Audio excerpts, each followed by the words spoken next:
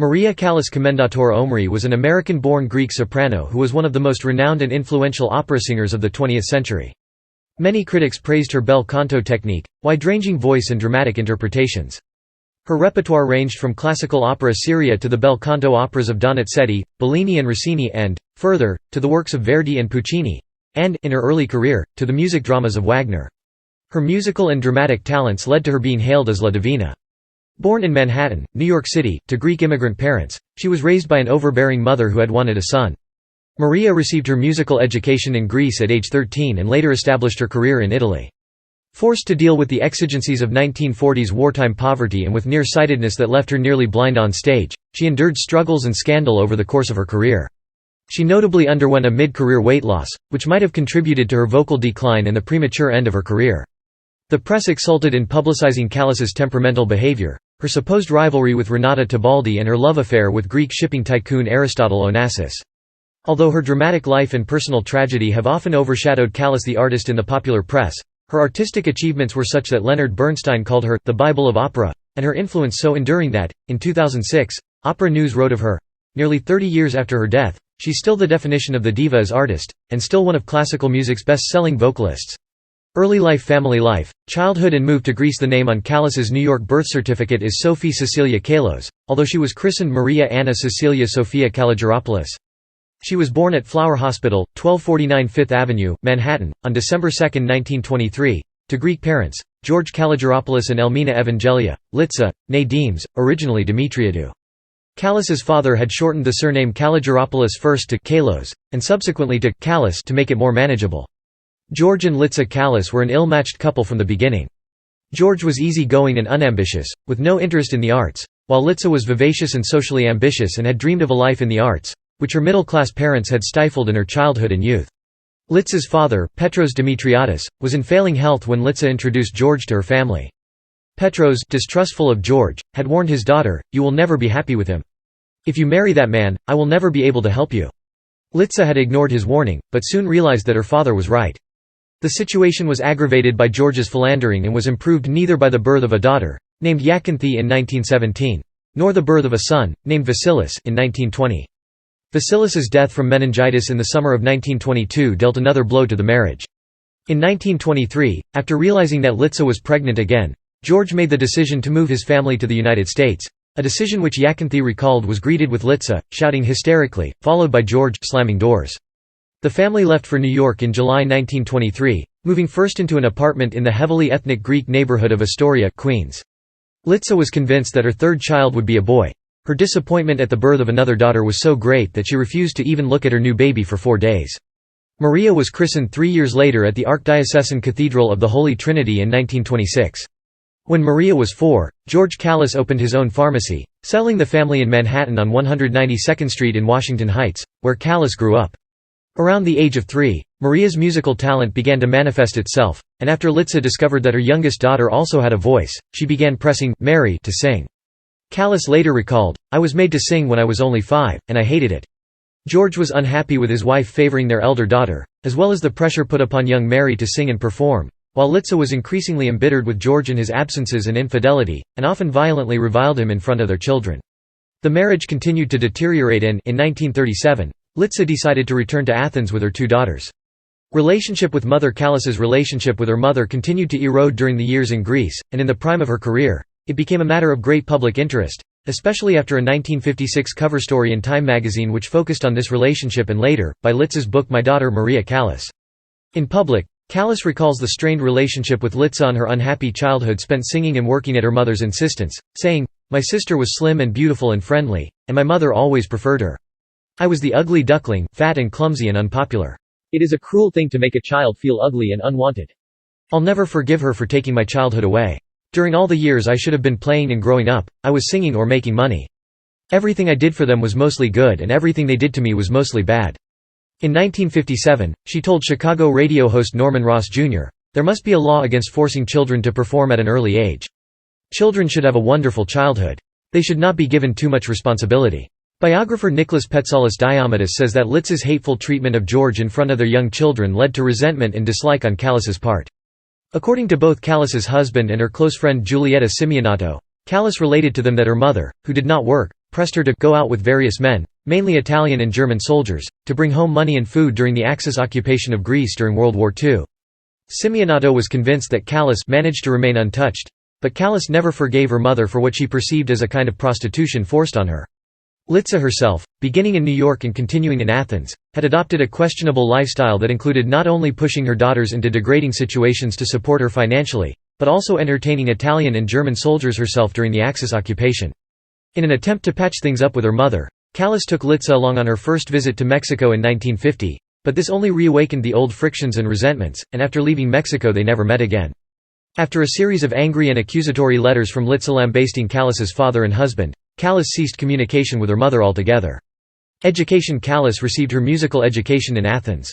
Initially, her mother tried to enroll her at the prestigious Athens Conservatoire, without success. At the audition, her voice, still untrained, failed to impress, while the Conservatoire's director Philoctetes Oikonomidis refused to accept her without her satisfying the theoretic prerequisites. In the summer of 1937, her mother visited Maria Travella at the younger Greek National Conservatoire, asking her to take Mary, as she was then called, as a student for a modest fee. In 1957, Travella recalled her impression of Mary, a very plump young girl, wearing big glasses for her myopia. The tone of the voice was warm, lyrical, intense. It swirled and flared like a flame and filled the air with melodious reverberations like a carillon. It was by any standards an amazing phenomenon, or rather it was a great talent that needed control, technical training and strict discipline in order to shine with all its brilliance. Travella agreed to tutor Callas, completely waiving her tuition fees, but no sooner had Callas started her formal lessons and vocal exercises than Travella began to feel that Callas was not a contralto, as she had been told, but a dramatic soprano. Subsequently, they began working on raising the tessitura of her voice and to lighten its timbre. Travella recalled Callas as a model student. Fanatical, uncompromising, dedicated to her studies heart and soul. Her progress was phenomenal. She studied 5 or 6 hours a day. Within 6 months, she was singing the most difficult arias in the international opera repertoire with the utmost musicality. On April 11, 1938, in her public debut, Callas ended the recital of Travella's class at the Parnassus Music Hall with a duet from Tosca. Callas recalled that Travella had a French method, which was placing the voice in the nose, rather nasal. And I had the problem of not having low chest tones, which is essential in bel canto. And that's where I learned my chest tones. However, when interviewed by Pierre Desgropes on the French program L'Invité du Dimanche, Callas attributed the development of her chest voice not to Travella, but to her next teacher, the Spanish coloratura soprano Elvira de Hidalgo. Callas studied with Travella for 2 years before her mother secured another audition at the Athens Conservatoire with de Hidalgo.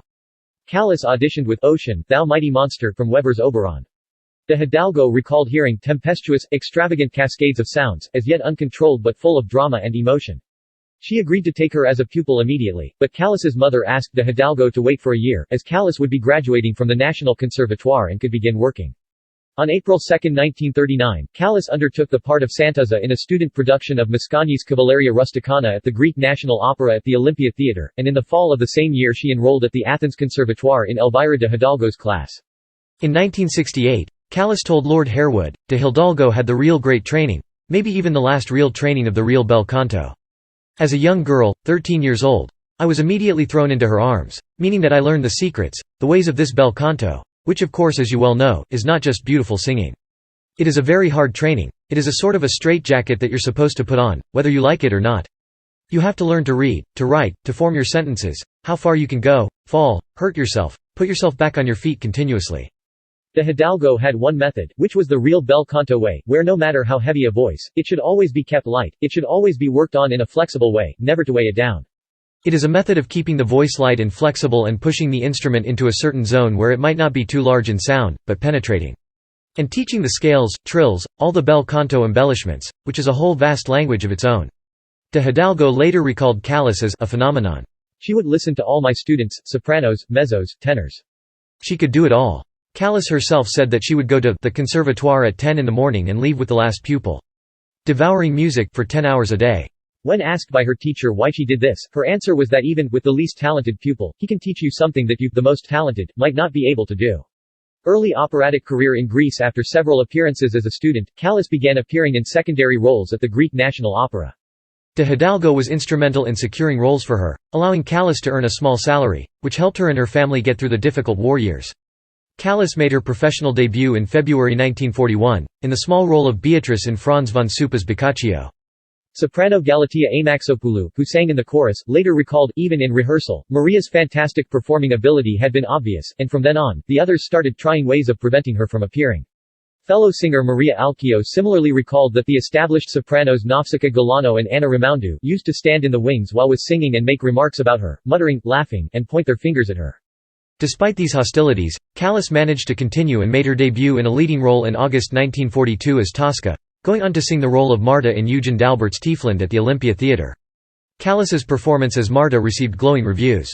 Critic Spanuti declared Callas an extremely dynamic artist possessing the rarest dramatic and musical gifts, and Vangelis Mandlaveras evaluated Callas's performance for the weekly to Radiophonon. The singer who took the part of Marta, that new star in the Greek firmament, with a matchless depth of feeling, gave a theatrical interpretation well up to the standard of a tragic actress. About her exceptional voice with its astonishing natural fluency, I do not wish to add anything to the words of Alexandra Loloni. Kalogeropoulou is one of those God-given talents that one can only marvel at. Following these performances, even Callas's detractors began to refer to her as the God-given. Sometime later, watching Callas rehearse Beethoven's Fidelio, erstwhile rival soprano Anna Raimoundou asked a colleague, could it be that there is something divine and we haven't realized it? Following Tiefland, Callas sang the role of Santuzza in Cavalleria Rusticana again and followed it with O Protomastores at the ancient Odeon of Herodes Atticus Theatre at the foot of the Acropolis. During August and September 1944, Callas performed the role of Leonore in a Greek-language production of Fidelio, again at the Odeon of Herodes Atticus. German critic Friedrich Herzog, who witnessed the performances, declared Leonore Callas's greatest triumph, when Maria Kalogeropoulou's Leonore let her soprano soar out radiantly in the untrammeled jubilation of the duet. She rose to the most sublime heights. Here she gave bud, blossom and fruit to that harmony of sound that also ennobled the art of the prima donna. After the liberation of Greece, de Hidalgo advised Callas to establish herself in Italy. Callas proceeded to give a series of concerts around Greece, and then, against her teacher's advice, she returned to America to see her father and to further pursue her career. When she left Greece on September 14, 1945, 2 months short of her 22nd birthday, Callas had given 56 performances in 7 operas and had appeared in around 20 recitals. Callas considered her Greek career as the foundation of her musical and dramatic upbringing, saying, "When I got to the big career, there were no surprises for me." Main operatic career. After returning to the United States and reuniting with her father in September 1945, Callas made the round of auditions. In December of that year, she auditioned for Edward Johnson, general manager of the Metropolitan Opera, and was favorably received. Exceptional voice, ought to be heard very soon on stage. Callas maintained that the Metropolitan Opera offered her Madama Butterfly and Fidelio, to be performed in Philadelphia and sung in English, both of which she declined, feeling she was too fat for Butterfly and did not like the idea of opera in English. Although no written evidence of this offer exists in the Met's records, in a 1958 interview with the New York Post, Johnson confirmed that a contract was offered. But she didn't like it, because of the contract, not because of the roles. She was right in turning it down, it was frankly a beginner's contract. Italy, Meneghini, and Serafin. In 1946, Callas was engaged to reopen the Opera House in Chicago as Turandot, but the company folded before opening. Basso Nicola Rossi Lameni, who also was to star in this opera, was aware that Tullio Serafin was looking for a dramatic soprano to cast as La Gioconda at the Arena di Verona. He later recalled the young Callas as being amazing, so strong physically and spiritually, so certain of her future. "I knew in a big outdoor theater like Verona's, this girl, with her courage and huge voice, would make a tremendous impact." Subsequently he recommended Callas to retired tenor and impresario Giovanni Zanatello. During her audition, Zanatello became so excited that he jumped up and joined Callas in the Act 4 duet. It was in this role that Callas made her Italian debut. Upon her arrival in Verona, Callas met Giovanni Battista Meneghini, an older, wealthy industrialist, who began courting her. They married in 1949, and he assumed control of her career until 1959, when the marriage dissolved. It was Meneghini's love and support that gave Callas the time needed to establish herself in Italy, and throughout the prime of her career, she went by the name of Maria Meneghini Callas. After La Gioconda, Callas had no further offers, and when Serafin, looking for someone to sing Isolde, called on her, she told him that she already knew the score, even though she had looked at only the first act out of curiosity while at the conservatory. She sight-read the opera's second act for Serafin, who praised her for knowing the role so well, whereupon she admitted to having bluffed and having sight-read the music. Even more impressed, Serafin immediately cast her in the role. Serafin thereafter served as Callas's mentor and supporter. According to Lord Harewood, very few Italian conductors have had a more distinguished career than Tullio Serafin, and perhaps none, apart from Toscanini, more influence. In 1968, Callas recalled that working with Serafin was the really lucky opportunity of her career, because he taught me that there must be an expression, that there must be a justification. He taught me the depth of music, the justification of music. That's where I really drank all I could from this man. I Puritani and Path to Bel Canto. The great turning point in Callas's career occurred in Venice in 1949. She was engaged to sing the role of Brunhild in Die Walküre at the Teatro La Fenice, when Margherita Carrozio, who was engaged to sing Elvira in I Puritani in the same theatre, fell ill. Unable to find a replacement for Carrozio, Serafin told Callas that she would be singing Elvira in 6 days. When Callas protested that she not only did not know the role, but also had 3 more Brunhilds to sing, he told her, "I guarantee that you can." Michael Scott's words, "The notion of any one singer embracing music as divergent in its vocal demands as Wagner's Brunhild and Bellini's Elvira in the same career would have been cause enough for surprise, but to attempt to essay them both in the same season seemed like folie de grandeur."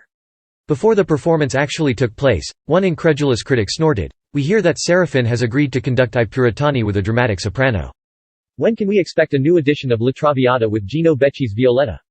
After the performance, one critic wrote, "Even the most skeptical had to acknowledge the miracle that Maria Callas accomplished. The flexibility of her limpid, beautifully poised voice, and her splendid high notes. Her interpretation also has a humanity, warmth and expressiveness that one would search for in vain in the fragile, pellucid coldness of other Elviras."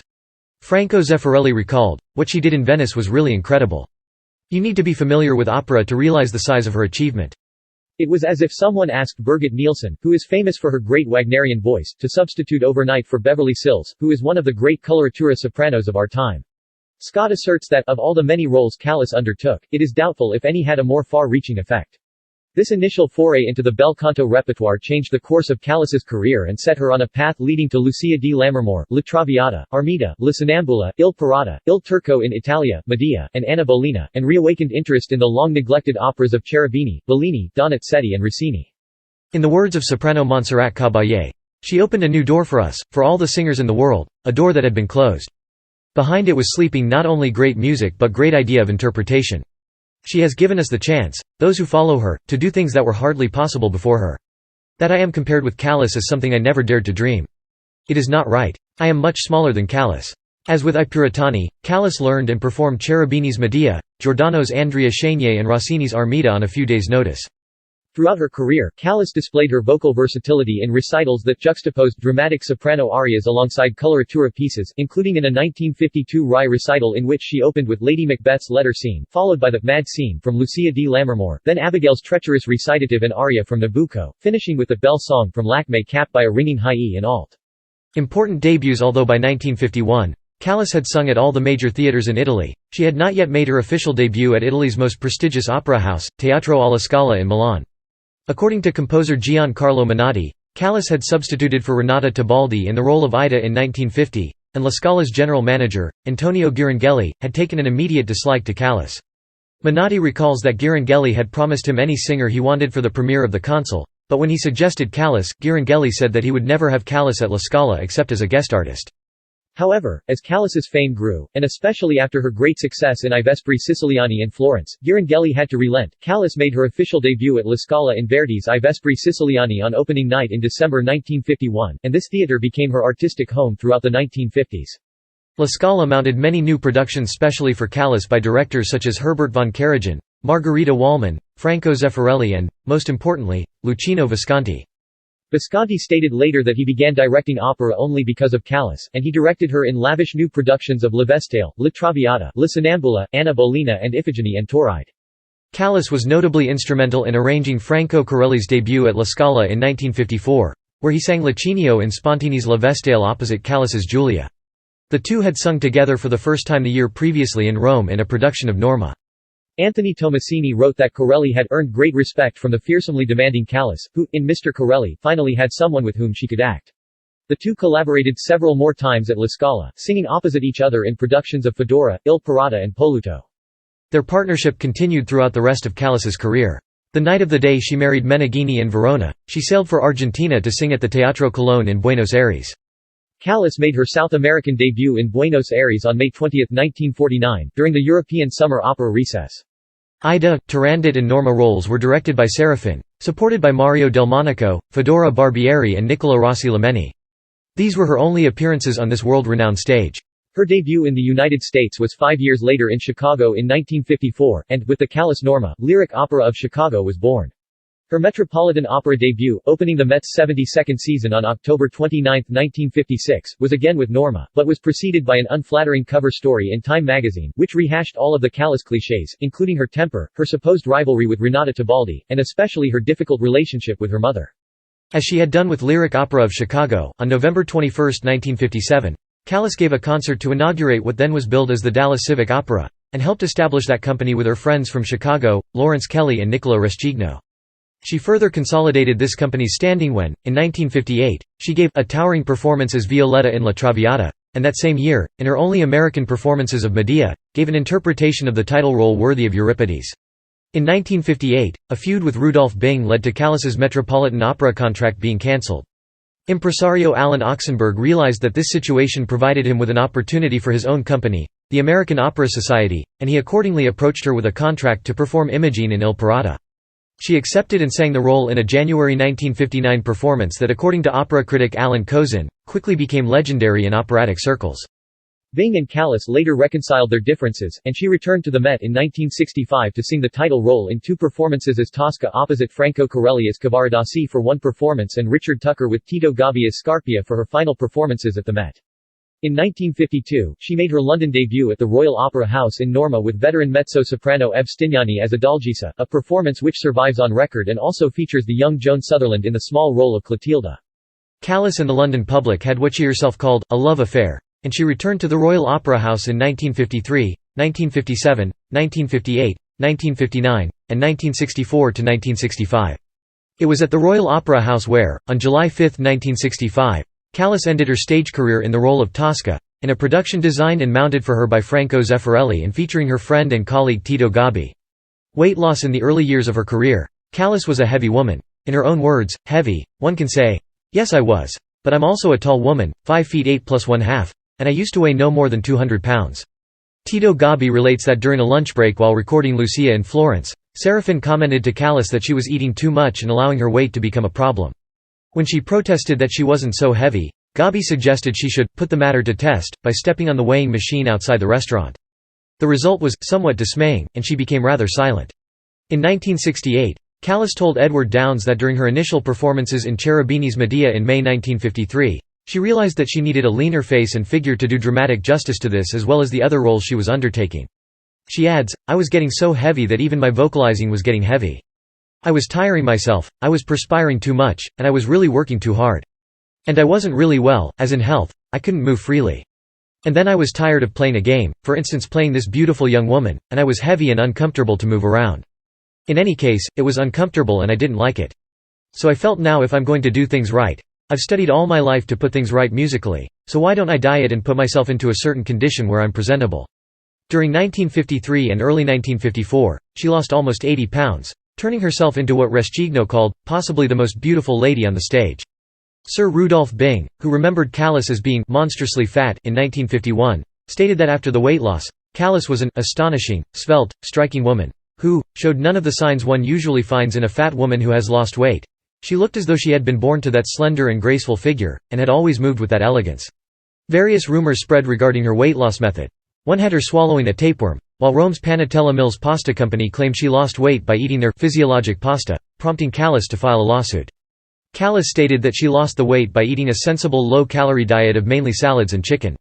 Some believe that the loss of body mass made it more difficult for her to support her voice, triggering the vocal strain that became apparent later in the decade, while others believed the weight loss effected a newfound softness and femininity in her voice, as well as a greater confidence as a person and performer. Tito Gobbi said, "Now she was not only supremely gifted both musically and dramatically, she was a beauty too. And her awareness of this invested with fresh magic every role she undertook.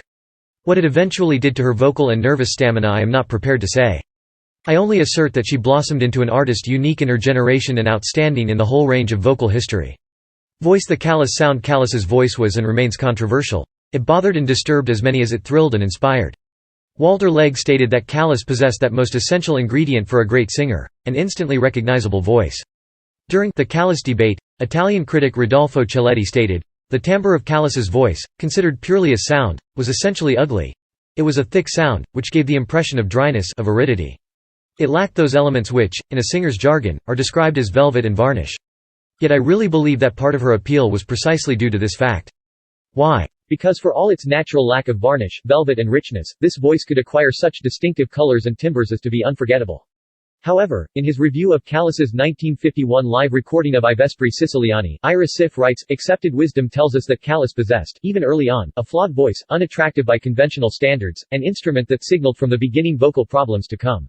Yet listen to her entrance in this performance and one encounters a rich, spinning sound, ravishing by any standard, capable of delicate dynamic nuance.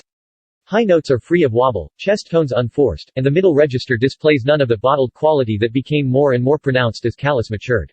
Nicola Rossi Lameni relates that Callas's mentor Serafin used to refer to her as una grande vocacha. He continues, vocacha is a little bit pejorative, it means an ugly voice, but grande means a big voice, a great voice. A great ugly voice, in a way. Callas herself did not like the sound of her own voice.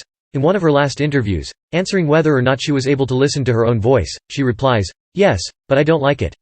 I have to do it, but I don't like it at all because I don't like the kind of voice I have. I really hate listening to myself. The first time I listened to a recording of my singing was when we were recording San Giovanni Battista by Stradella in a church in Perugia in 1949. They made me listen to the tape and I cried my eyes out. I wanted to stop everything, to give up singing. Also now even though I don't like my voice, I've become able to accept it and to be detached and objective about it so I can say, oh, that was really well sung, or it was nearly perfect." Carlo Maria Gelini has described the appeal of Callas's voice. It is very difficult to speak of the voice of Callas. Her voice was a very special instrument. Something happens sometimes with string instruments, violin, viola, cello, where the first moment you listen to the sound of this instrument, the first feeling is a bit strange sometimes. But after just a few minutes, when you get used to, when you become friends with this kind of sound, then the sound becomes a magical quality. This was Callas. Vocal category. Callas's voice has been difficult to place in the modern vocal classification or Fach system, especially since in her prime, her repertoire contained the heaviest dramatic soprano roles as well as roles usually undertaken by the highest, lightest and most agile coloratura sopranos. Regarding this versatility, Serafin said, "This woman can sing anything written for the female voice." Michael Scott argues that Callas's voice was a natural high soprano, and going by evidence of Callas's early recordings, Rosa Ponzel likewise felt that, at that stage of its development, her voice was a pure but sizable dramatic coloratura, that is to say, a sizable coloratura voice with dramatic capabilities, not the other way around. On the other hand, music critic John Ardwan has argued that Callas was the reincarnation of the 19th-century soprano sfogato or unlimited soprano, a throwback to Maria Malibran and Giuditta Pasta, for whom many of the famous bel canto operas were written. He avers that like Pasta and Malibran, Callas was a natural mezzo-soprano whose range was extended through training and willpower, resulting in a voice which lacked the homogeneous color and evenness of scale once so prized in singing. There were unruly sections of their voices never fully under control. Many who heard Pasta, for example, remarked that her uppermost notes seemed produced by ventriloquism, a charge which would later be made against Callas. Ardwan points to the writings of Henry Chorley about Pasta which bear an uncanny resemblance to descriptions of Callas. There was a portion of the scale which differed from the rest in quality and remained to the last, under a veil. Out of these uncouth materials she had to compose her instrument and then to give it flexibility. Her studies to acquire execution must have been tremendous, but the volubility and brilliancy, when acquired, gained a character of their own. There were a breadth, and expressiveness in her roulades, an evenness and solidity in her shake, which imparted to every passage a significance totally beyond the reach of lighter and more spontaneous singers. The best of her audience were held in thrall, without being able to analyze what made up the spell, what produced the effect, as soon as she opened her lips. Callas herself appears to have been in agreement not only with Ardwan's assertions that she started as a natural mezzo-soprano, but also saw the similarities between herself and Pasta and Malibran. In 1957, she described her early voice as, "The timbre was dark, almost black. When I think of it, I think of thick molasses," and in 1968 she added, "They say I was not a true soprano, I was rather toward a mezzo."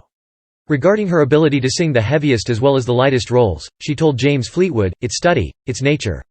I'm doing nothing special, you know. Even Lucia, Anna Bolena, Puritani, all these operas were created for one type of soprano, the type that sang Norma, Fidelio, which was Malibran of course. And a funny coincidence last year, I was singing Anna Bolena and Sonnambula, same months and the same distance of time as Giuditta Pasta had sung in the 19th century. So I'm really not doing anything extraordinary. You wouldn't ask a pianist not to be able to play everything, he has to. This is nature and also because I had a wonderful teacher, the old kind of teaching methods. I was a very heavy voice, that is my nature, a dark voice shall we call it, and I was always kept on the light side. She always trained me to keep my voice limber." Vocal size and range. Regarding the sheer size of Callas's instrument, Rodolfo Celletti says, "Her voice was penetrating. The volume as such was average, neither small nor powerful. But the penetration, allied to this incisive quality, ensured that her voice could be clearly heard anywhere in the auditorium. Celletti wrote that Callas had a voluminous, penetrating, and dark voice. After her first performance of Medea in 1953, the critic for Musical Courier wrote that she displayed a vocal generosity that was scarcely believable for its amplitude and resilience. In a 1982 Opera News interview with Joan Sutherland and Richard Bonning, Bonning stated, "But before she slimmed down, I mean, this was such a colossal voice. It just poured out of her, the way Flagstad's did." Callas had a huge voice. When she and Stignani sang Norma, at the bottom of the range you could barely tell who was who. Oh, it was colossal. And she took the big sound right up to the top. In his book, Michael Scott makes the distinction that whereas Callas's pre-1954 voice was a dramatic soprano with an exceptional top, after the weight loss, it became, as one Chicago critic described the voice in Lucia, a huge soprano leggiero. In performance, Callas's vocal range was just short of 3 octaves, from F-sharp below middle C heard in Arrigo. A parli a encore, from I Vespri Siciliani to E natural above high C, heard in the aria, Murs, Dillet Amici, in the final act of the same opera, as well as in Rossini's Armida and Lacme's Bellsong. Whether or not Callas ever sang a high F natural in performance has been open to debate. After her June 11, 1951, concert in Florence, Rock Ferris of Musical Courier said, "Her high E's and F's are taken full voice." Although no definite recording of Callas singing high F's has surfaced, the presumed E natural at the end of Rossini's Armida, a poor quality bootleg recording of uncertain pitch, has been referred to as a high F by Italian musicologists and critics Eugenio Guerra and Rodolfo Celletti. Callas expert Dr. Robert Seletsky, however, stated that since the finale of Armida is in the key of E, the final note could not have been an F, as it would have been dissonant. Author Yves Ruggieri has referred to the penultimate note in Murs, Dillet Amici from the 1951 Florence performances of I Vespri Siciliani as a high F. However, this claim is refuted by John Ardoin's review of the live recording of the performance as well as by the review of the recording in Opera News, both of which refer to the note as a high E natural. In a 1969 French television interview with Pierre Descrops on the program L'Invité du Dimanche, Francesco Siciliani speaks of Callas's voice going to high F, but within the same program, Callas's teacher, Elvira de Hidalgo, speaks of the voice soaring to a high E natural but does not mention a high F. Meanwhile, Callas herself remains silent on the subject, neither agreeing nor disagreeing with either claim. Vocal registers. Callas's voice was noted for its 3 distinct registers. Her low or chest register was extremely dark and almost baritonal in power, and she used this part of her voice for dramatic effect, often going into this register much higher on the scale than most sopranos. Her middle register had a peculiar and highly personal sound, part oboe, part clarinet, as Claudia Cassidy described it, and was noted for its veiled or bottled sound, as if she were singing into a jug. Walter Legge, husband of diva Elizabeth Schwarzkopf, attributed this sound to the extraordinary formation of her upper palate, shaped like a Gothic arch, not the Romanesque arch of the normal mouth. The upper register was ample and bright, with an impressive extension above high C, which, in contrast to the light flute-like sound of the typical coloratura, she would attack these notes with more vehemence and power, quite differently therefore, from the very delicate, cautious, white, approach of the light sopranos. Legge adds, even in the most difficult fioritor there were no musical or technical difficulties in this part of the voice which she could not execute with astonishing, unostentatious ease. Her chromatic runs, particularly downwards, were beautifully smooth and staccatos almost unfailingly accurate, even in the trickiest intervals. There is hardly a bar in the whole range of 19th-century music for high soprano that seriously tested her powers. And as she demonstrated in the finale of La Sonnambula on the commercial Emmy set and the live recording from Cologne, she was able to execute a diminuendo on the stratospheric high E-flat, which Scott describes as a feat unrivaled in the history of the gramophone. Regarding Callas's soft singing, Celletti says, in these soft passages, Callas seemed to use another voice altogether, because it acquired a great sweetness. Whether in her florid singing or in her canto spianato, that is, in long-held notes without ornamentation, her mezza voce could achieve such moving sweetness that the sound seemed to come from on high. I don't know, it seemed to come from the skylight of La Scala. This combination of size, weight, range and agility was a source of amazement to Callas's own contemporaries. One of the choristers present at her La Scala debut in I Vespri Siciliani recalled, "My God. She came on stage sounding like our deepest contralto, Chloe Elmo. And before the evening was over, she took a high E-flat. And it was twice as strong as Toti Dal Monte's." In the same vein, mezzo-soprano Giulietta Simeonato said, "The first time we sang together was in Mexico in 1950, where she sang the top E-flat in the second act finale of Aida. I can still remember the effect of that note in the opera house, it was like a star." For Italian soprano Renata Tebaldi, the most fantastic thing was the possibility for her to sing the soprano coloratura with this big voice. This was something really special.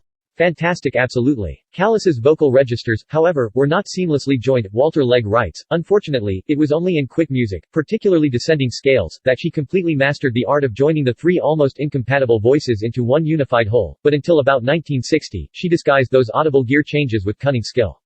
Rodolfo Celletti states, in certain areas of her range her voice also possessed a guttural quality. This would occur in the most delicate and troublesome areas of a soprano's voice, for instance where the lower and middle registers merged between G and A. I would go so far as to say that here her voice had such resonances as to make one think at times of a ventriloquist.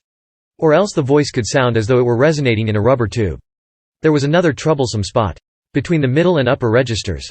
Here, too, around the treble F and G, there was often something in the sound itself which was not quite right, as though the voice were not functioning properly. As to whether these troublesome spots were due to the nature of the voice itself or to technical deficiencies, Celletti says even if when passing from one register to another, Callas produced an unpleasant sound, the technique she used for these transitions was perfect. Musicologist and critic Fedele D'Amico adds, Callas's faults were in the voice and not in the singer, they are so to speak faults of departure but not of arrival. This is precisely Celletti's distinction between the natural quality of the voice and the technique.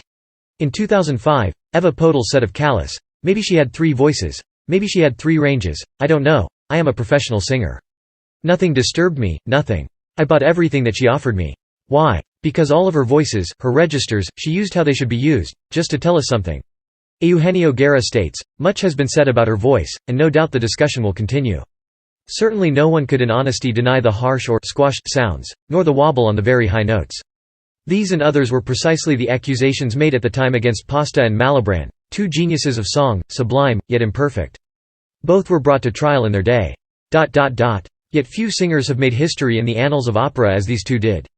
Artistry. Callas's own thoughts regarding music and singing can be found at Wikiquote. The musician, though adored by many opera enthusiasts, Callas was a controversial artist.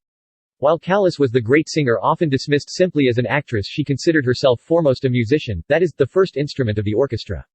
Grace Bumbry has stated, if I followed the musical score when she was singing, I would see every tempo marking, every dynamic marking, everything being adhered to, and at the same time, it was not antiseptic, it was something that was very beautiful and moving. Victor de Sabata confided to Walter Legg, if the public could understand, as we do, how deeply and utterly musical Callas is, they would be stunned, and Serafin assessed Callas's musicality as extraordinary, almost frightening. Callas possessed an innate architectural sense of line proportion and an uncanny feel for timing and for what one of her colleagues described as a sense of the rhythm within the rhythm. Regarding Callas's technical prowess, Celletti says, we must not forget that she could tackle the whole gamut of ornamentation, staccato, trills, half-trills, gruppetti, scales, etc. D'Amico adds, the essential virtue of Callas's technique consists of supreme mastery of an extraordinarily rich range of tone color. And such mastery means total freedom of choice in its use, not being a slave to one's abilities, but rather, being able to use them at will as a means to an end. While reviewing the many recorded versions of perhaps Verdi's ultimate challenge, the aria, D'amor sull'ali rossi, from Il Trovatore, Richard Dyer writes, Callas articulates all of the trills, and she binds them into the line more expressively than anyone else, they are not an ornament but a form of intensification. Part of the wonder in this performance is the chiaroscuro through her tone, the other side of not singing full out all the way through. One of the vocal devices that create that chiaroscuro is a varying rate of vibrato. Another is her portamento, the way she connects the voice from note to note, phrase to phrase, lifting and gliding. This is never a sloppy swoop, because its intention is as musically precise as it is in great string playing. In this aria, Callas uses more portamento, and in greater variety, than any other singer. Callas is not creating effects, as even her greatest rivals do. She sees the aria as a whole, as if in an aerial view, as Sviatoslav Richter's teacher observed of his most famous pupil. Simultaneously, she is on earth, standing in the courtyard of the palace of Aleaferia, floating her voice to the tower where her lover lies imprisoned. In addition to her musical skills, Callas had a particular gift for language and the use of language in music. In recitatives, she always knew which word to emphasize and which syllable in that word to bring out. Michael Scott notes, if we listen attentively, we note how her perfect legato enables her to suggest by musical means even the exclamation marks and commas of the text. Technically, not only did she have the capacity to perform the most difficult florid music effortlessly, but also she had the ability to use each ornament as an expressive device rather than for mere fireworks. Soprano Martina Arroyo states, what interested me most was how she gave the runs and the cadenzas words. That always floored me. I always felt I heard her saying something, it was never just singing notes. That alone is an art. Walter Legge states that most admirable of all her qualities, however, were her taste, elegance and deeply musical use of ornamentation in all its forms and complications, the weighting and length of every appoggiatura, the smooth incorporation of the turn in melodic lines, the accuracy and pacing of her trills, the seemingly inevitable timing of her portamentos, varying their curve with enchanting grace and meaning. There were innumerable exquisite felicities, minuscule portamentos from one note to its nearest neighbor, or over widespread intervals, and changes of color that were pure magic. In these aspects of bel canto she was supreme mistress of that art. The actress regarding Callas's acting ability, vocal coach and music critic Ira Sif remarked, "When I saw the final 2 Toscas she did in the old, I felt like I was watching the actual story on which the opera had later been based." Callas was not, however, a realistic or verismo-style actress. Her physical acting was merely subsidiary to the heavy kunst of developing the psychology of the roles under the supervision of the music, of singing the acting.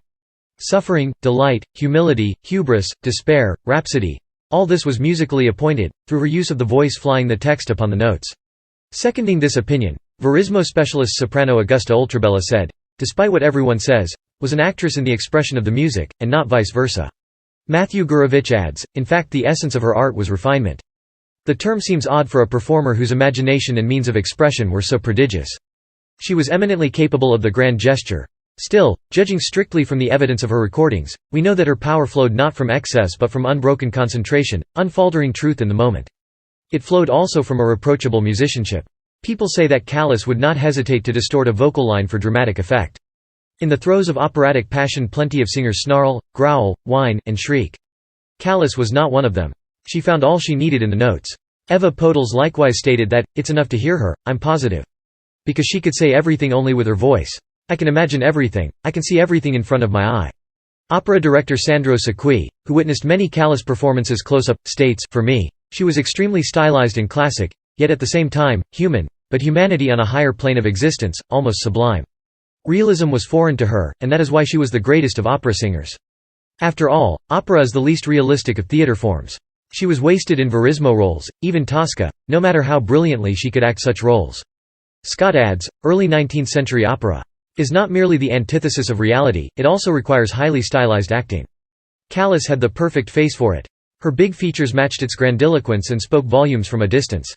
In regard to Callas's physical acting style, Nicola Rescigno states, "Maria had a way of even transforming her body for the exigencies of a role, which is a great triumph.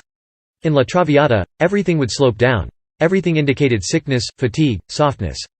Her arms would move as if they had no bones, like the great ballerinas. In Medea, everything was angular. She'd never make a soft gesture. Even the walk she used was like a tiger's walk." Sandro Sequi recalls, "She was never in a hurry. Everything was very paced, proportioned, classical, precise. She was extremely powerful but extremely stylized. Her gestures were not many. I don't think she did more than 20 gestures in a performance. But she was capable of standing 10 minutes without moving a hand or finger, compelling everyone to look at her." Edward Downes recalled Callas watching and observing her colleagues with such intensity and concentration as to make it seem that the drama was all unfolding in her head. Sir Rudolph Bing similarly recalled that in Il Trovatore in Chicago, it was Callas's quiet listening, rather than Bierling's singing that made the dramatic impact. He didn't know what he was singing, but she knew. Callas herself stated that, in opera, acting must be based on the music, quoting Seraphine's advice to her, "When one wants to find a gesture, when you want to find how to act on stage, all you have to do is listen to the music. The composer has already seen to that. If you take the trouble to really listen with your soul and with your ears, and I say, soul, and ears, because the mind must work, but not too much also, you will find every gesture there." The artist Callas's most distinguishing quality was her ability to breathe life into the characters she portrayed, or in the words of Matthew Gurevich, "Most mysterious among her many gifts, Callas had the genius to translate the minute particulars of a life into tone of voice." Italian critic Eugenio Guerra adds, "Her secret is in her ability to transfer to the musical plane the suffering of the character she plays, the nostalgic longing for lost happiness, the anxious fluctuation between hope and despair, between pride and supplication, between irony and generosity, which in the end dissolve into a superhuman inner pain. The most diverse and opposite of sentiments, cruel deceptions, ambitious desires, burning tenderness, grievous sacrifices, all the torments of the heart, acquire in her singing that mysterious truth, I would like to say, that psychological sonority, which is the primary attraction of opera." Ethan Morden writes, "It was a flawed voice. But then Callas sought to capture in her singing not just beauty but a whole humanity, and within her system, the flaws feed the feeling, the sour plangency and the strident defiance becoming aspects of the canto. They were literally defects of her voice, she bent them into advantages of her singing. Giulini believes, if melodrama is the ideal unity of the trilogy of words, music, and action, it is impossible to imagine an artist in whom these three elements were more together than Callas. He recalls that during Callas's performances of La Traviata, reality was on stage. What stood behind me, the audience, auditorium, La Scala itself, seemed artifice. Only that which transpired on stage was truth, life itself. Sir Rudolph Bing expressed similar sentiments. Once one heard and saw Maria Callas, one can't really distinguish it. In a part, it was very hard to enjoy any other artist, no matter how great, afterwards, because she imbued every part she sang and acted with such incredible personality and life. One move of her hand was more than another artist could do in a whole act. To Antonino Votto, Callas was the last great artist. When you think this woman was nearly blind, and often sang standing a good 150 feet from the podium. But her sensitivity. Even if she could not see, she sensed the music and always came in exactly with my downbeat. When we rehearsed, she was so precise, already note perfect. She was not just a singer, but a complete artist. It's foolish to discuss her as a voice. She must be viewed totally as a complex of music, drama, movement. There is no one like her today. She was an aesthetic phenomenon. Alleged Callas-Tebaldi rivalry. During the early 1950s, an alleged rivalry arose between Callas and Renata Tebaldi, an Italian lyrico-spinto soprano. The contrast between Callas's often unconventional vocal qualities and Tebaldi's classically beautiful sound resurrected an argument as old as opera itself, namely, beauty of sound versus the expressive use of sound. In 1951, Tebaldi and Maria Callas were jointly booked for a vocal recital in Rio de Janeiro, Brazil. Although the singers agreed that neither would perform encores, Tebaldi took two, and Callas was reportedly incensed. This incident began the rivalry, which reached a fever pitch in the mid-1950s, at times even engulfing the two women themselves, who were said by their more fanatical followers to have engaged in verbal barbs in each other's direction. Tebaldi was quoted as saying, "I have one thing that Callas doesn't have. A heart," while Callas was quoted in Time magazine as saying that comparing her with Tebaldi was like comparing champagne with cognac. No, with Coca-Cola.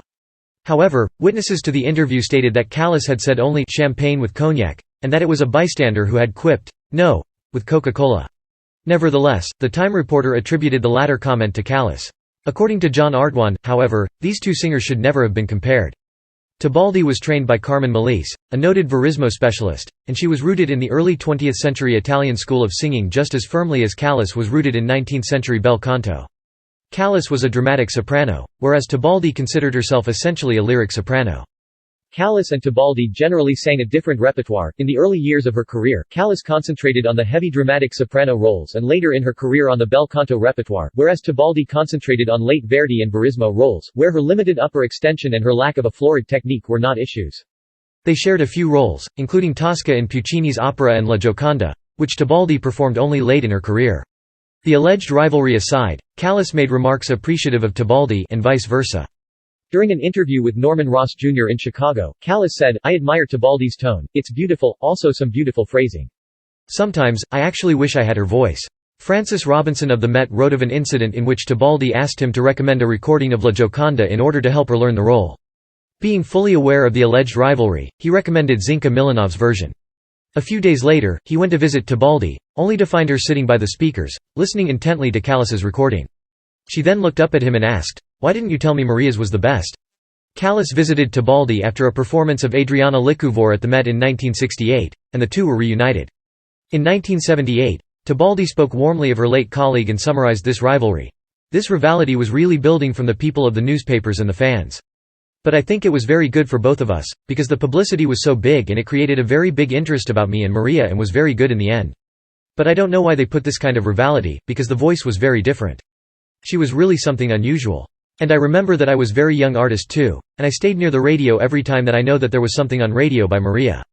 Vocal decline. In the opinion of several singers, the heavy roles undertaken in her early years damaged Callas's voice. The mezzo-soprano Giulietta Simeonato, Callas's close friend and frequent colleague, stated that she told Callas that she felt that the early heavy roles led to a weakness in the diaphragm and subsequent difficulty in controlling the upper register. Louise Casalati, who worked with Callas in 1946 and 1947, prior to her Italian debut, felt that it was not the heavy roles that hurt Callas's voice, but the lighter ones. Several singers have suggested that Callas's heavy use of the chest voice led to stridency and unsteadiness with the high notes. In his book, Callas's husband Meneghini wrote that Callas suffered an unusually early onset of menopause, which could have affected her voice. Soprano Carol Neblett once said, "A woman sings with her ovaries, you're only as good as your hormones." Critic Henry Pleasance has stated that it was a loss of physical strength and breath support that led to Callas's vocal problems, saying, "Singing, and especially opera singing, requires physical strength. Without it, the singer's respiratory functions can no longer support the steady emissions of breath essential to sustaining the production of focused tone. The breath escapes, but it is no longer the power behind the tone, or is only partially and intermittently. The result is a breathy sound, tolerable but hardly beautiful, when the singer sings lightly, and a voice spread and squally when under pressure." In the same vein, Joan Sutherland, who heard Callas throughout the 1950s, said in a BBC interview, "Was a shock, a wonderful shock. You just got shivers up and down the spine. It was a bigger sound in those earlier performances, before she lost weight. I think she tried very hard to recreate the sort of fatness of the sound which she had when she was as fat as she was.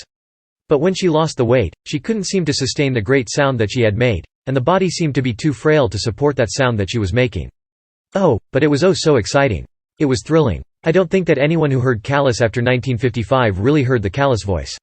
Michael Scott has proposed that Callas's loss of strength and breath support was directly caused by her rapid and progressive weight loss, something that was noted even in her prime.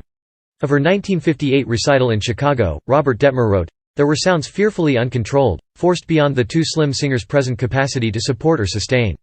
Photos and videos of Callas during her heavy era show a very upright posture with the shoulders relaxed and held back. Of a television broadcast from May 1960 of a recital in Hamburg, the Opera Quarterly noted, watch the constantly sinking, depressed chest and hear the resulting deterioration.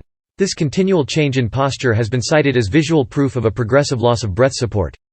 Commercial and bootleg recordings of Callas from the late 1940s to 1953, the period during which she sang the heaviest dramatic soprano roles, show no decline in the fabric of the voice, no loss in volume and no unsteadiness or shrinkage in the upper register.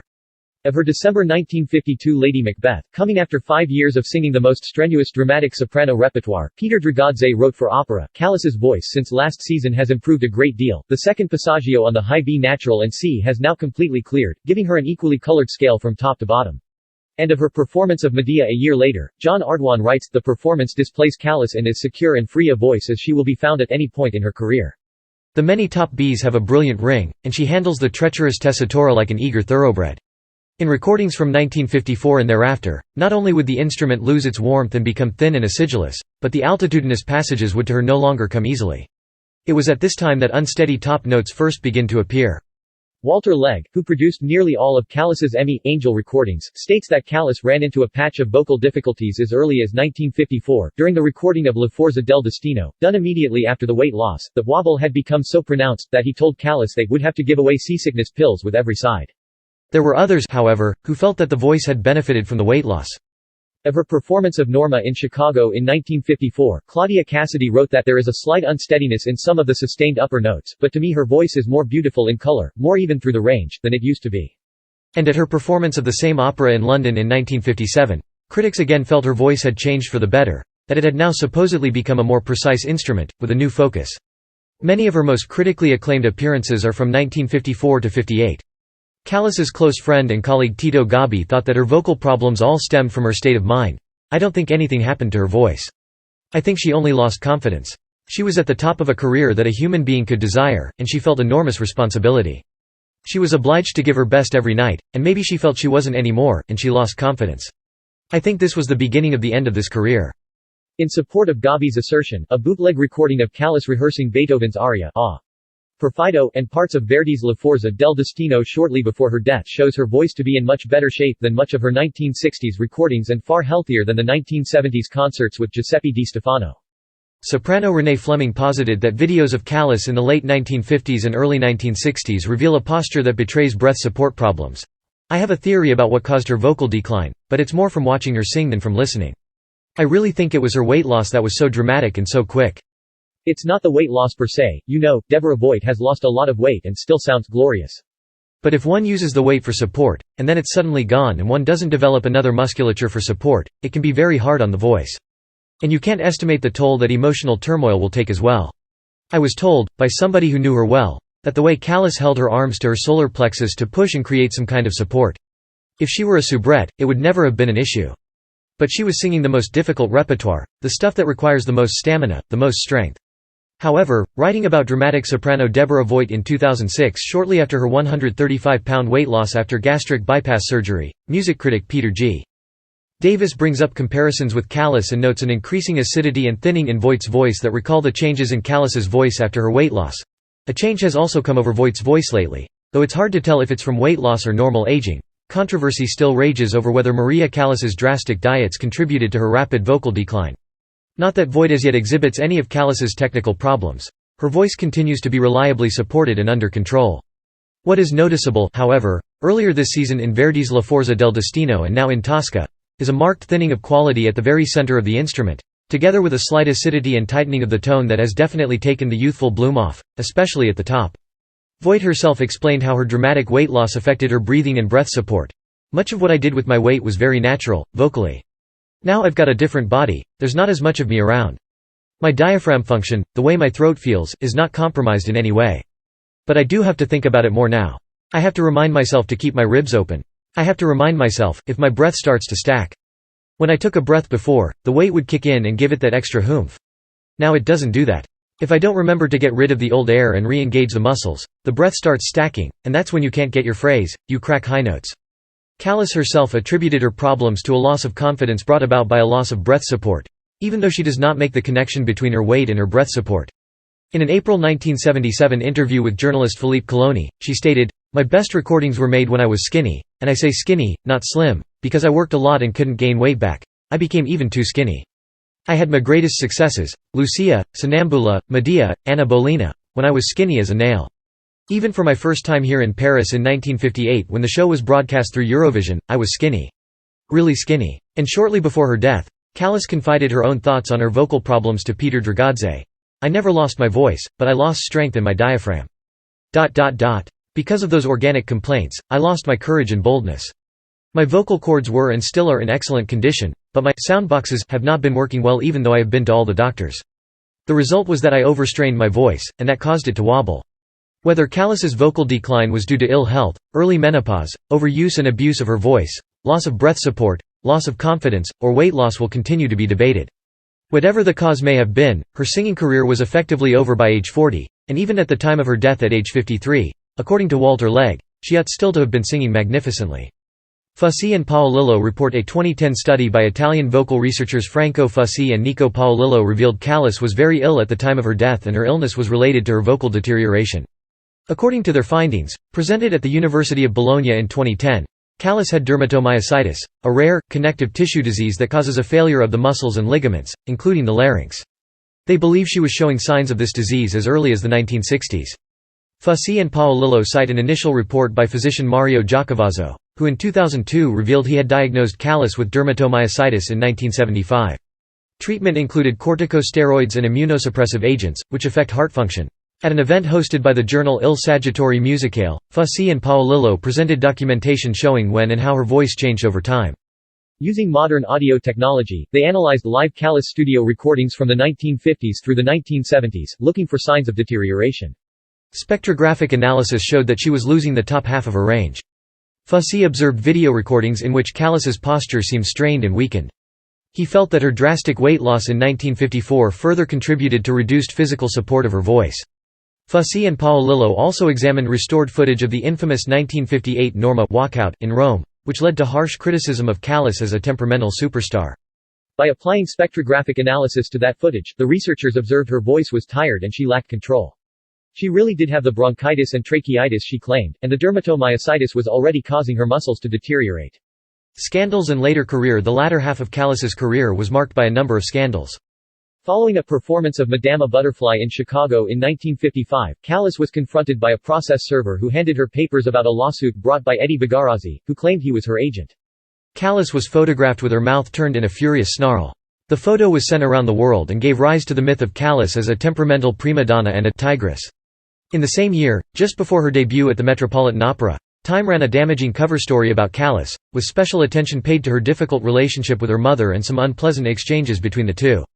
In 1957, Callas was starring as Amina in La Sonnambula at the Edinburgh International Festival with the forces of La Scala.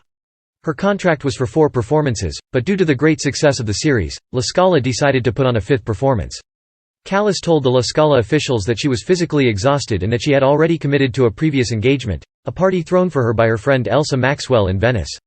Despite this, La Scala announced a 5th performance, with Callas billed as Amina. Callas refused to stay and went on to Venice. Despite the fact that she had fulfilled her contract, she was accused of walking out on La Scala and the festival. La Scala officials did not defend Callas or inform the press that the additional performance was not approved by Callas. Renata Scotto took over the part, which was the start of her international career. In January 1958, Callas was to open the Rome Opera House season with Norma, with Italy's president, Giovanni Granchi, in attendance.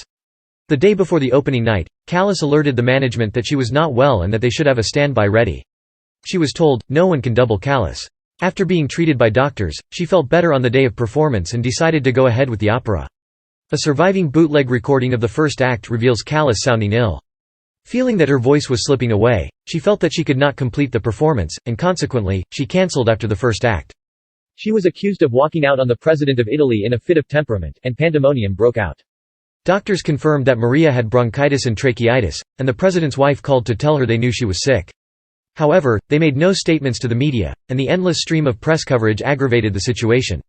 A newsreel included file footage of Callas from 1955 sounding well, intimating the footage was of rehearsals for the Rome Norma, with the voiceover narration, "Here she is in rehearsal, sounding perfectly healthy," followed by, "If you want to hear Callas, don't get all dressed up. Just go to a rehearsal, she usually stays to the end of those." Callas's relationship with La Scala had also started to become strained after the Edinburgh incident, and this effectively severed her major ties with her artistic home. Later in 1958, Callas and Rudolph Bing were in discussion about her season at the Met. She was scheduled to perform in Verdi's La Traviata and in Macbeth, two very different operas which almost require totally different singers. Callas and the Met could not reach an agreement, and before the opening of Medea in Dallas, Bing sent a telegram to Callas terminating her contract. Headlines of "Bing fires Callas" appeared in newspapers around the world. Nicola Rescigno later recalled, "That night, she came to the theater, looking like an empress. She wore an ermine thing that draped to the floor, and she had every piece of jewelry she ever owned. And she said, 'You all know what's happened. Tonight, for me, is a very difficult night, and I will need the help of every one of you.'" Well, she proceeded to give a performance that was historical. Bing later said that Callas was the most difficult artist he ever worked with, because she was so much more intelligent. Other artists, you could get around. But Callas you could not get around. She knew exactly what she wanted, and why she wanted it. Despite this, Bing's admiration for Callas never wavered, and in September 1959, he sneaked into La Scala in order to listen to Callas' record La Gioconda for Emmy. Callas and Bing reconciled in the mid-1960s, and Callas returned to the Met for two performances of Tosca with her friend Tito Gobbi. In her final years as a singer, she sang in Medea, Norma, and Tosca, most notably her Paris, New York, and London Toscas of January to February 1964, and her last performance on stage, on July 5, 1965, at Covent Garden. A live television transmission of Act II of the Covent Garden Tosca of 1964 was broadcast in Britain on February 9, 1964, giving a rare view of Callas in performance and, specifically, of her onstage collaboration with Tito Gobbi. This has now been preserved on DVD. In 1969, the Italian filmmaker Pier Paolo Pasolini cast Callas in her only non-operatic acting role, as the Greek mythological character of Medea, in his film by that name. The production was grueling, and according to the account in Underwent's Callas, The Art and the Life, Callas is said to have fainted after a day of strenuous running back and forth on a mudflat in the sun. The film was not a commercial success, but as Callas's only film appearance, it documents her stage presence. From October 1971 to March 1972, Callas gave a series of master classes at the Juilliard School in New York. These classes later formed the basis of Terence McNally's 1995 play Masterclass. Callas staged a series of joint recitals in Europe in 1973 and in the US, South Korea, and Japan in 1974 with the tenor Giuseppe Di Stefano. Critically, this was a musical disaster owing to both performers' worn-out voices. However, the tour was an enormous popular success. Audiences thronged to hear the two performers, who had so often appeared together in their prime. Her final public performance was on November 11, 1974, in Sapporo, Japan. Onassis, final years, and death in 1957. While still married to husband Giovanni Battista Meneghini, Callas was introduced to Greek shipping magnate Aristotle Onassis at a party given in her honor by Elsa Maxwell after a performance in Donizetti's Anna Bolena. The affair that followed received much publicity in the popular press, and in November 1959, Callas left her husband. Michael Scott asserts that Onassis was not sure why Callas largely abandoned her career, but that he offered her a way out of a career that was made increasingly difficult by scandals and by vocal resources that were diminishing at an alarming rate. Franco Zeffirelli, on the other hand, recalls asking Callas in 1963 why she had not practiced her singing, and Callas responding that, "I have been trying to fulfill my life as a woman." According to one of her biographers, Nicholas Gage, Callas and Onassis had a child, a boy, who died hours after he was born on March 30, 1960. In his book about his wife, Meneghini states categorically that Maria Callas was unable to bear children. Various sources also dismiss Gage's claim, as they note that the birth certificates Gage used to prove this secret child were issued in 1998, 21 years after Callas's death. Still other sources claim that Callas had at least one abortion while involved with Onassis. In 1966, Callas renounced her U.S. citizenship at the American Embassy in Paris, to facilitate the end of her marriage to Meneghini. This was because after her renunciation, she was only a Greek citizen, and under Greek law of that time, a Greek could legally marry only in a Greek Orthodox church. As she had married in a Roman Catholic church, this divorced her in every country except Italy. The renunciation also helped her finances, as she no longer had to pay U.S. taxes on her income. The relationship ended 2 years later in 1968, when Onassis left Callas for Jacqueline Kennedy. However, the Onassis family's private secretary, Kiki, writes in her memoir that even while Aristotle was with Jackie, he frequently met with Maria in Paris, where they resumed what had now become a clandestine affair. Callas spent her last years living largely in isolation in Paris and died of a heart attack at age 53 on September 16, 1977. A funerary liturgy was held at St. Stephen's Greek Orthodox Cathedral on Rue Georges Bizet, Paris on September 20, 1977. She was later cremated at the Père Lachaise cemetery and her ashes were placed in the columbarium there. After being stolen and later recovered, they were scattered over the Aegean Sea, off the coast of Greece, according to her wish, in the spring of 1979. During a 1978 interview, upon being asked, was it worth it to Maria Callas? She was a lonely, unhappy, often difficult woman. Music critic and Callas's friend John Ardwan replied, "That's such a difficult question. There are times, when there are people, certain people who are blessed, and cursed, with an extraordinary gift, in which the gift is almost greater than the human being. And Callas was one of these people. It was almost as if her wishes, her life, her own happiness were all subservient to this incredible gift that she was given, this gift that reached out and taught us things about music we knew very well, but showed us new things we never thought about, new possibilities. I think that's why singers admire her so. I think that's why conductors admire her so. I know that's why I admire her so. And she paid a tremendously difficult and expensive price for this career. I don't think she always understood what she did or why she did. She knew she had a tremendous effect on audiences and on people. But it was not something that she could always live with gracefully or happily. I once said to her, it must be very enviable to be Maria Callas.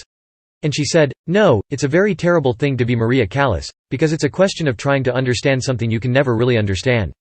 Because she couldn't explain what she did, it was all done by instinct. It was something, incredibly, embedded deep within her. According to several Callas biographers, Vasso Donizetti, a female Greek pianist near the same age as Callas, insinuated herself into Callas's trust during her last years and acted virtually as her agent. This claim is corroborated by Iacintha Callas in her 1990 book Sisters, wherein she asserts that Donizetti conned Maria out of control of half of her estate, while promising to establish the Maria Callas Foundation to provide scholarships for young singers. After hundreds of thousands of dollars had allegedly vanished, Donizetti finally did establish the foundation. In popular culture, Terence McNally's play Master Class, which premiered in 1995, presents Callas as a glamorous, commanding, larger-than-life, caustic, and funny pedagogue holding a voice master class. Alternately dismayed and impressed by the students who parade before her, she retreats into recollections about the glories of her own life and career, culminating in a monologue about sacrifice taken for art. Several selections of Callas actually singing are played during the recollections. Maria Callas is mentioned in the REM song, E Bo the Letter, from the album New Adventures in Hi-Fi and released as a single on August 27, 1996. In 1997, she was featured as one of 18 significant historical figures in Apple Inc.'s Think Different advertisement. In 2002, Franco Zeffirelli produced and directed a biopic, Callas Forever. It was a fictionalized film in which Callas was played by Fanny Ardant. It depicted the last months of Callas's life, when she was seduced into the making of a movie of Carmen, lip-syncing to her 1964 recording of that opera. In 2007, Callas was posthumously awarded the Grammy Lifetime Achievement Award. In the same year, she was voted the greatest soprano of all time by BBC Music magazine. The 30th anniversary of the death of Maria Callas was selected as the main motif for a high-value euro collector's coin, the €10 Greek Maria Callas commemorative coin, minted in 2007. Her image is shown in the obverse of the coin, while on the reverse the national emblem of Greece with her signature is depicted. On December 2, 2008, on the 85th anniversary of Callas's birth, a group of Greek and Italian officials unveiled a plaque in her honor at Flower Hospital where she was born. Made of Carrara marble and engraved in Italy, the plaque reads, Maria Callas was born in this hospital on December 2, 1923. These halls heard for the first time the musical notes of her voice, a voice which has conquered the world. To this great interpreter of universal language of music, with gratitude. In 2012, Callas was voted into Gramophone magazine's Hall of Fame. Asteroid 29834 Maricallas was named in her memory. The official naming citation was published by the Minor Planet Center on January 31, 2018. In 2018, the documentary Maria by Callas was released, which depicts Callas's life and work in her own words by using her interviews, letters, and performances to tell her story. A number of non-operatic singers including Anna Calvi, Linda Ronstadt, and Patti Smith have mentioned Callas as a great musical influence. Former opera singer turned pop singer Giselle Bellis cites Callas as an influence. Her song "The Canary" from her debut album Not Ready to Grow Up is inspired by the relationship between Callas and Onassis. Other popular musicians have paid tribute to Callas in their music. Enigma released the instrumental, "Callas Went Away", using samples of Callas's voice, on their 1990 album MCMXCA. D. La Diva, on Céline Dion's 2007 French-language album Dels is about Maria Callas. The track samples the 1956 recording of La Bohème. In the 2018-2019 season, Bass Hologram Productions presented Callas in concert in the United States, Puerto Rico, Mexico, and Europe. In October 2021, a 1.8-meter-tall statue of Callas at the base of the Acropolis in Athens, created by Aphrodite Leti, was ridiculed in cartoons and generated a social media storm.